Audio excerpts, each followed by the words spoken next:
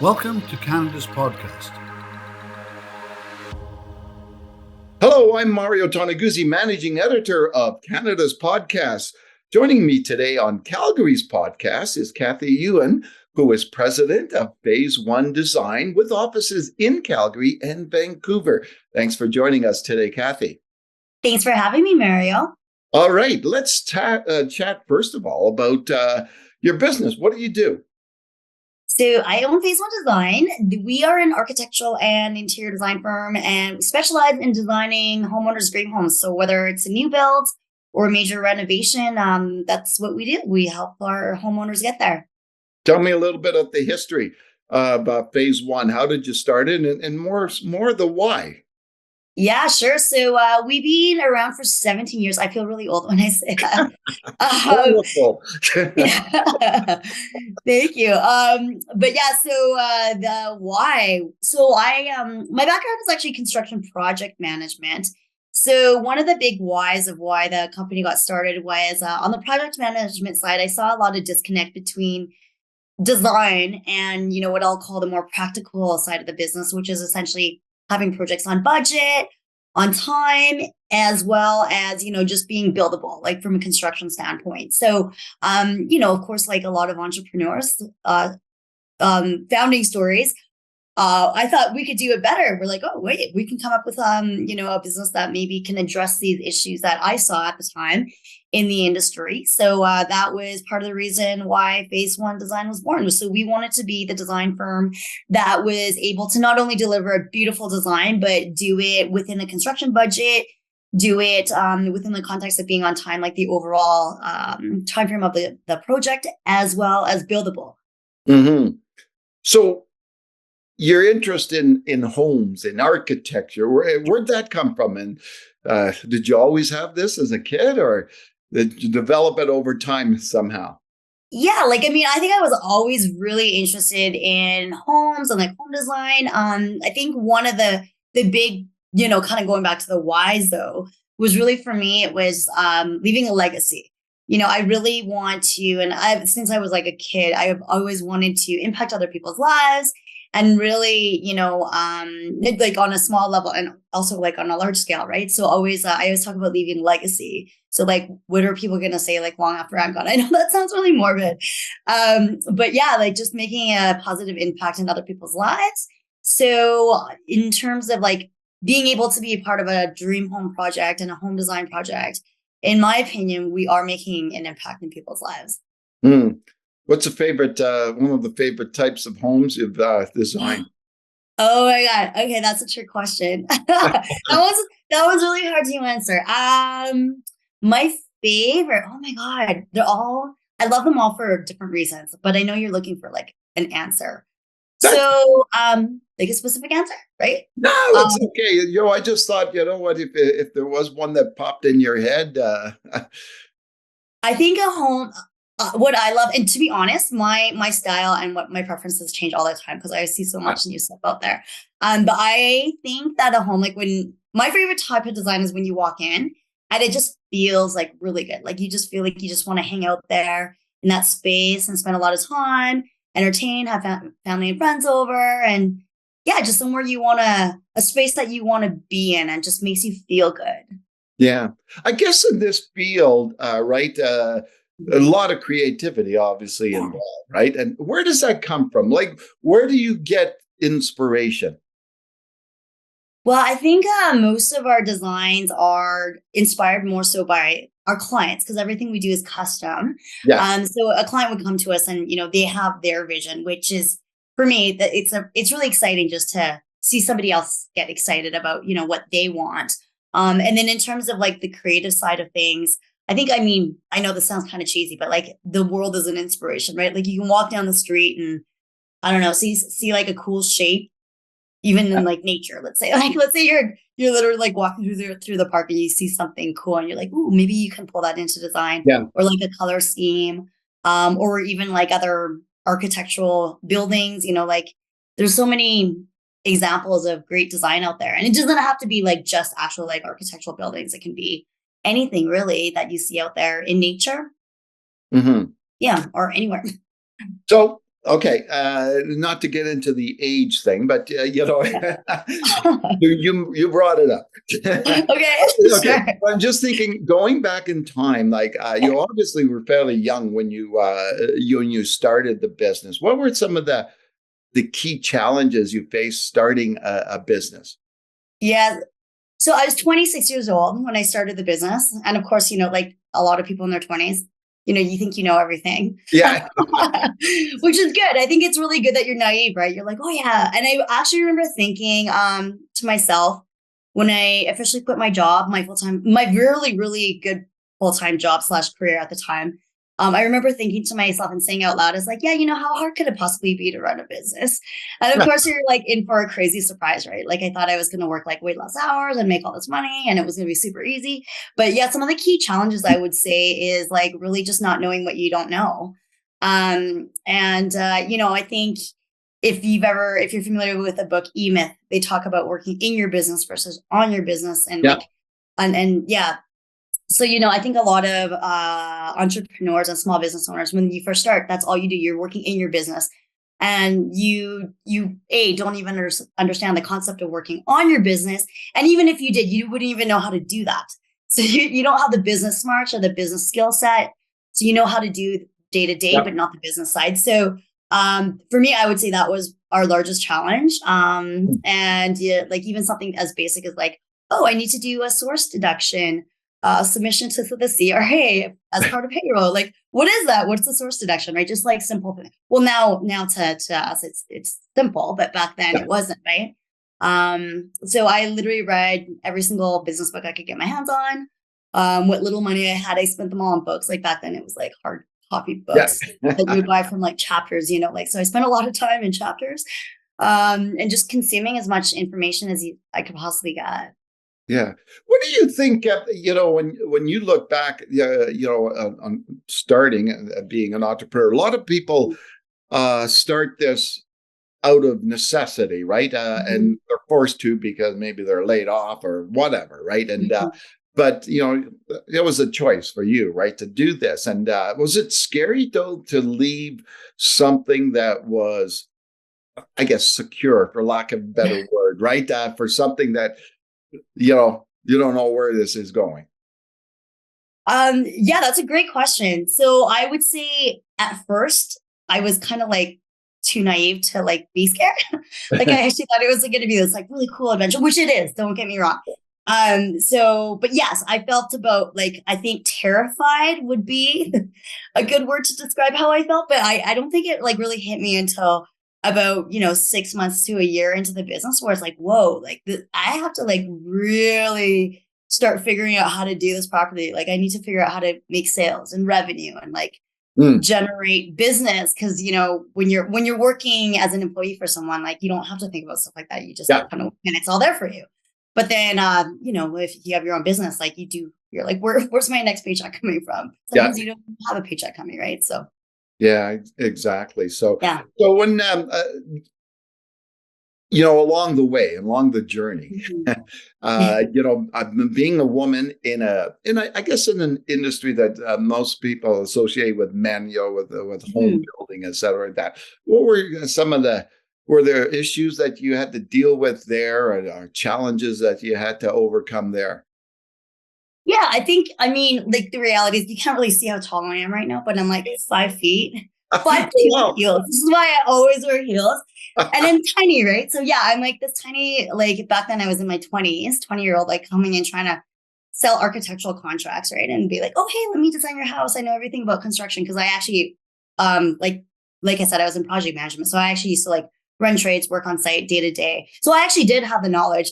But yeah, walking into a lot of the rooms, everyone was like, "Whoa, who are you? You're just like this designer." And I'm telling them my background. And I think the fact that I did have that background and I was able to talk about it and really like, talk of the technical construction side, once we started having those conversations, I think that's when people started taking me seriously. But yeah, 100%. I mean, I think just yeah, being a woman and being teeny tiny, sometimes people are like, "Whoa, do you actually know what you're talking about?" So yeah. So along the way too, you mentioned a lot of books and stuff that you Yes. looked at. Was there anything in particular that struck you, from a business standpoint about learning and education that helped you? Like any particular books or any particular authors or people out there that you considered very helpful in your journey? Yeah, absolutely. There's definitely some key ones. There was one in particular, and actually we still use it. I think that there's a lot of entrepreneurs that are familiar with them out there. So Gina Wickman Traction. And we actually do, like, he talks about it an EOS entrepreneurial operating system. And we, as phase one, we still run on that. We actually have somebody implementing that for us now, whereas before we were trying to self-implement. But it talks about essentially how to run your business, but in a very simple way. So it breaks it down literally to there's a tool where it's literally like one page, and like you don't need a business plan necessarily. I mean, well, they are helpful, but this particular book talks about literally a one pager that kind of sums up everything Yeah. for a business, and yeah, just really easy, digestible, really easy to implement. So Hmm. that's a big one for me. So, being a business owner, obviously, there's so many different aspects of it, right? Mhm. Do you Yes. find that taking care of business, so to speak, takes you away from the creative side of what you got into this for in the first place for, I guess? That's a great question. I actually get asked that quite a bit. So I would say like yes and no. So I'm really big on building teams that are smarter than me. So I will confidently say every single member of my team currently and always has been every single person has something that they can do better for me, including the creative side of things. Yeah, yeah, So yeah. we still definitely work together, but it's all about my team that pulls on that creative side. And I would say that for me personally, I am now creative in other ways as well. So in terms of business, I think like even just showing up every day at the office and you're having like a business conversation, or trying to solve an issue or work through something or a new business strategy. There's Yeah. a lot of creativity that you need to inject into those conversations and like pull from. So that gets me really excited as much as, the home design aspect of it also gets me excited. So I don't know if that answers your questions. I guess it's No, two that's different good. No, types that's of great. creativity. How have you been able to, it's been a tough time, obviously, for businesses in general in Canada Mhm. and small businesses in particular, with so many different factors, pandemic, Yes. obviously, but everything that in terms of like costs of everything going up and labor shortages, et cetera, et cetera. What do you think it's been some of the reasons that you've been able to, I guess, survive and navigate through all these challenges in these times? I think it's that's a great question. So yes, it has been challenging for lots of different reasons, and I don't think we're the only business, but I think I always see challenges as an opportunity as well. So what everything has forced us to do in the past few years is really just I think setting everybody's expectations properly, especially like in my industry where you're working with homeowners and clients that are very time sensitive. Like everybody wants everything yesterday, which is understandable. There's a lot of money on the line, and emotions, of course. So just setting proper expectations in terms of cost and time frames. And really, I always go back to like your team, right? Like just having the right people around you and understanding how to lead a team and making sure they're engaged and informed to run projects in as efficient way as possible. And also using technology, like we've really taken a renewed focus on looking at ways we can use technology to streamline processes. And I don't think, in my Yeah. opinion, maybe I'll have a different opinion in 5 years, but currently I don't think technology can fully replace like humans, but it's good to utilize technology to, enhance what we do on a day to day. So something as simple as like, we rolled out a project management software that we customized, which enables us to forecast our timeframes, months, if not years into the future, like for a really long project. So just being able to have that level of forecasting, I think, really helps our projects and then therefore our clients as well.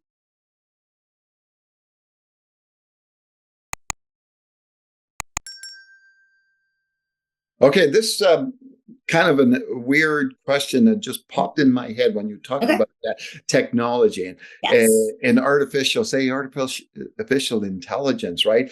Like, when we get to the day where you throw in the keywords, I want a really cool design for a new house, and boom, it's there in seconds. Like, do you see that kind of coming? And what is the, I don't know, significance of what that means for us all? Yeah, that's a great question. And I was actually joking. I've been joking to my close circle. I'm like, oh my God, I'm gonna have a job in like two years. Hopefully I still will, but No one will have a yeah. job. What's that, sorry?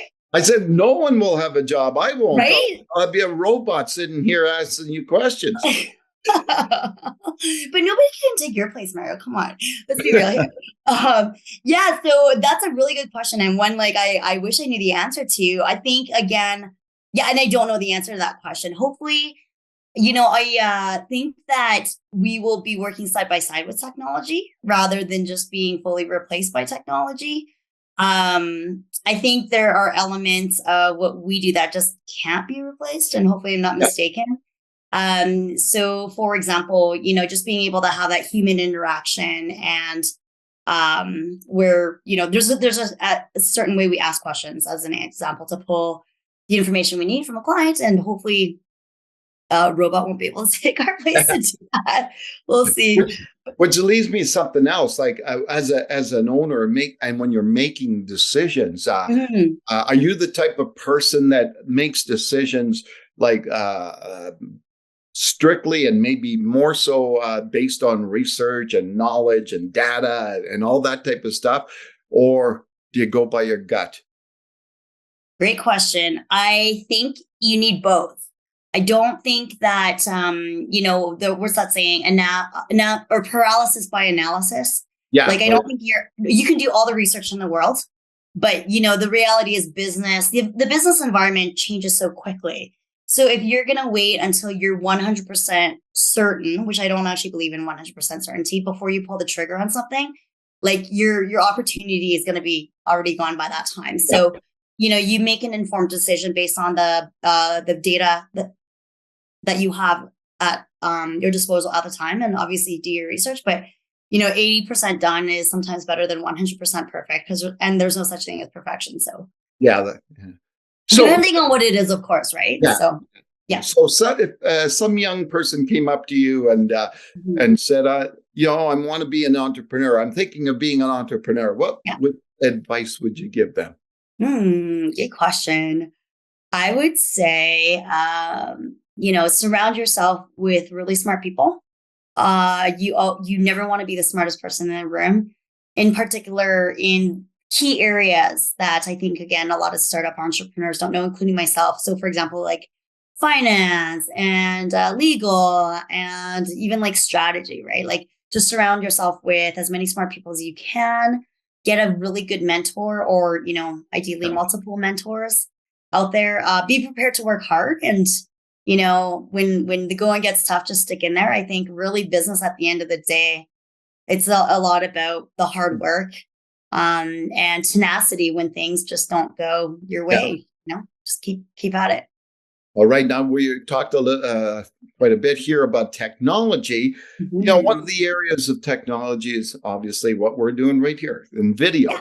And I know that you're a big fan of video and using video. Tell me how you use video for your business. Yeah, so I love video because I just think it's engaging.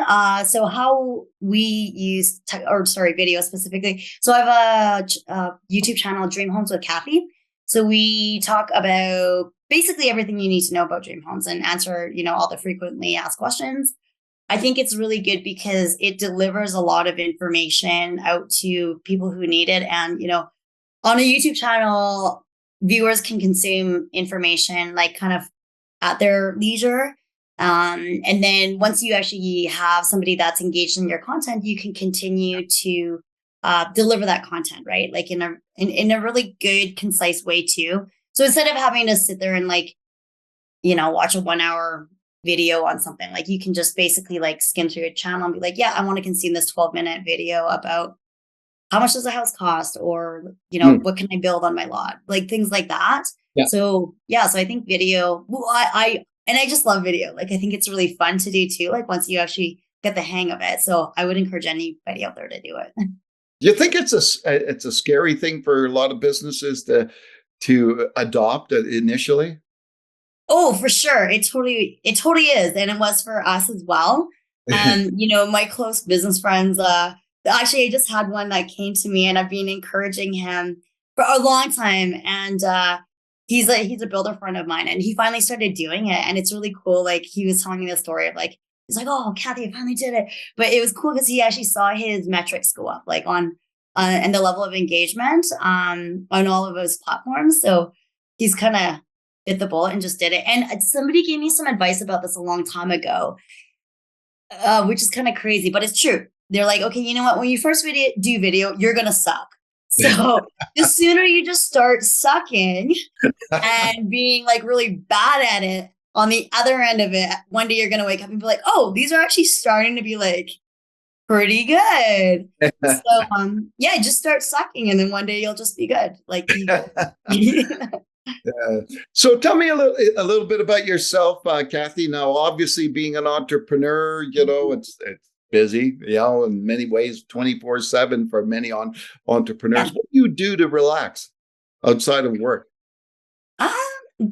I love anything new. So like I call it adventuring. So, and that can be like something really bold and exciting, like traveling and like going and seeing new places, to like even some nights, like I'm kind of in this mode right now where I just want to chill at home and do nothing. But by that, like, you're still out there trying new recipes. I don't know, maybe you stay at home and like cook something new. So basically anything new, anything to do with the outdoors, I love. I love dogs. So standing open invitation to anybody out there with a French bulldog that needs a doggy sitter. I'm always open to that because I just love hanging with dogs. So that's another cool thing I love to do. And then also I really, really right now kind of in the background, I'm working on a nonprofit initiative for affordable housing. Okay. Which that'll be an announcement that we're going to be making. It's a big, hairy, audacious goal of mine, BHAG. Not just of mine now, it's actually one of phase 1. So stay tuned.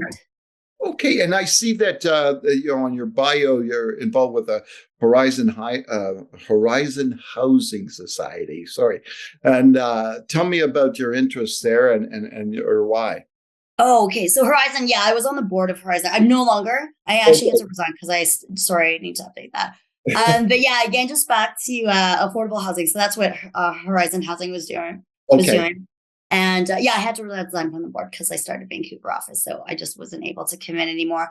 But I guess maybe I'll give you the sneak peek. This will be the first time it's out there in the public. So as part of one of our strategic planning sessions for phase 1, we actually decided that one of our 10-year goals, we think it's going to be 10 years. We haven't quite defined the timeline yet. But we actually want to enhance 1 million lives around the world. And that means either humans, or we said lives specifically, so it could be like humans or maybe like animals or something. We think it's going to be in the form of like affordable housing or something. We haven't quite firmed up the details, but that's our BHAG, that as a company, we actually want to go out there and start doing that. And we're just in the process of starting a ticker to count 1 million. So it's a pretty ambitious goal, but it's one that gets not just me, but like my entire team super excited. Excellent. All right. Well, Kathy, I really appreciate you taking the time to speak with us today. Yeah, thanks so much for having me, Mario. It was good to see you. Nice to see you again, too. And that was Kathy Ewan, who is president of Phase 1 Design, with offices in Calgary and in Vancouver. I'm Mario Toneguzzi, managing editor of Canada's podcast. This has been Calgary's podcast. Thanks for joining us today.